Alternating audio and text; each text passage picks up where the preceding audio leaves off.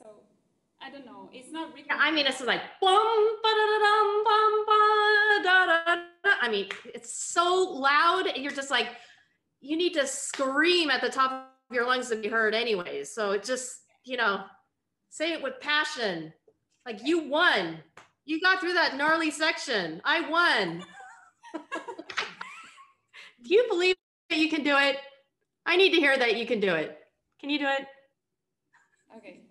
Yeah. What do you have a routine? How you keep yourself in shape? What do you do daily, or you try to do? Do you play some? I asked Midori if she plays Paganini Caprice. She said no, and she recorded. That's good to know. But she said she's doing Bach a lot. She's practicing Bach, and that I can relate to, because I think it's the most challenging thing overall is whatever is written by Bach, especially fugues, and because it really makes you twist all the fingers to work on the voicing, you know, chords, so much coordination. Yes. Do you have something also that you can share with us? Well, I start my day every day with scales. I mean, I just go around the circle of fifths, and it really, if I don't do it, I can't play anything else. It's like making the bed for me. Seriously. So Yasha Heifetz would be very happy with you, right? No, well, I mean, his scales were insane. You know, I mean, he would do like 6 and whatever. But I just do a very simple. It's more for my right arm, actually the bow arm, that I'm playing the scales. It's not so much the left that I'm thinking about, because I mix it up with all different kinds of, you know, bow technique, like light, staccato, spiccato, you know, just anything, just make it up. And of course, arpeggio and double stops and everything, right? No, double stops, No? no. I don't even do double stops, no. Really? No. You know, what I find that for me, you know, scales we're playing everywhere, but the double stops is a challenge. The thirds, I think, it's really incredible. Like you said, Yeah. also not only for the left hand, but for the sound production. And I would, I mean, I started recommending to many students to take some of the, you know, even finger octaves, 6 and octaves. It's really, I mean, you are an accomplished player. You know, I ask a few really accomplished player in the past if they ever play scales. They say no. So it's not a good example. Somebody who really needs to work on something and improve. Of course, this is a great advice what you just said. The scales, it's our foundation. We can hide in some other pieces, but scale, it will really take something. You know, it's real focus on intonation and good sound and the clarity. Yeah. You cannot hide from Yeah. this. And You know, shifting. you know, back in the Soviet time, we had a system when everyone at school from the very early age, and even at the conservatory, we had to play like middle exam, like in sometime in middle session in the winter. Everyone would play scale and etudes, scale or caprice later on. No matter how good, I was asked to play scales after I won Paganini competition. There was no excuses, so I still have to go there. So it's great that you're saying that this is something. We have to go through no matter what. No matter what.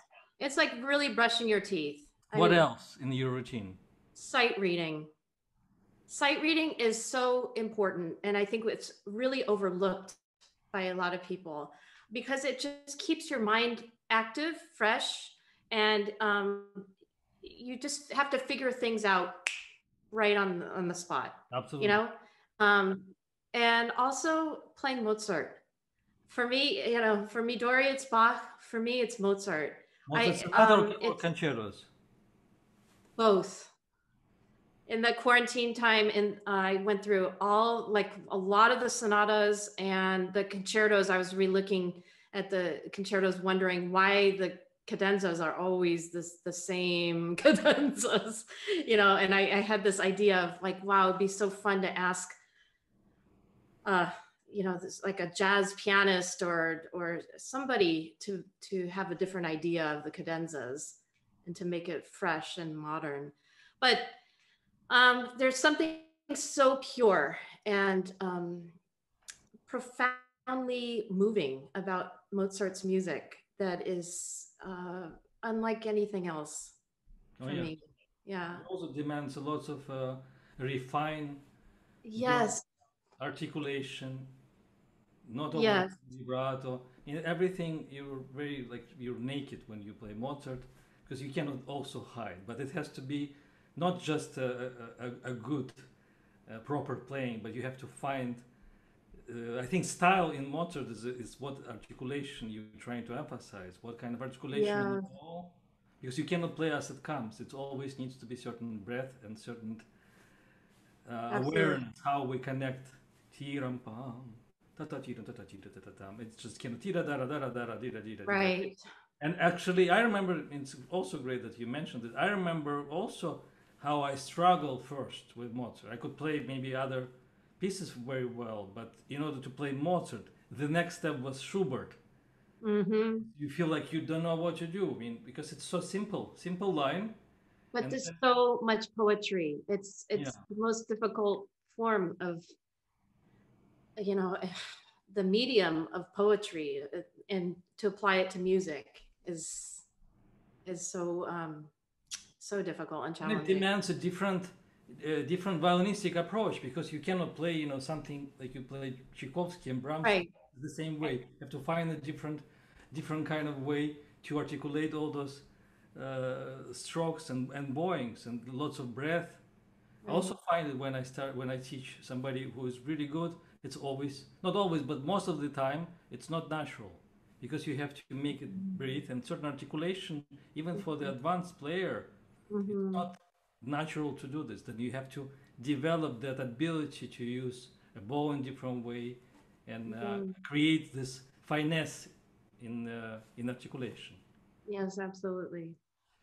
Okay, so we'll go to the next performer, Daniela Diaz. She's a master student. If she's ready, she's going to play Tchaikovsky concerto from, I think, from development on. Okay. Do you know about the story of like when this was premiered? Yes. Yeah. Yeah, absolutely. Like the critic hated it. He said that, you were just like getting beaten black and blue playing this. Yeah. Kind of feels that way, right?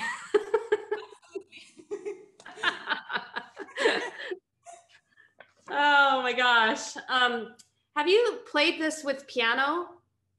No, not yet. It's Not yet. I think that, for it. yeah, I think that will really push you to a different level. Yeah. Because it will force you to, remember that when you do play this on stage with an orchestra, you will have a conductor and 80 musicians behind you that you have to direct. Yeah. And, they need your help, and they need your wisdom to play, to know what you're thinking also with your phrasing. Because right now, I think you're, it's very improvisatory, the way you play. And in the cadenza, that's great. But with everything else, it won't fly.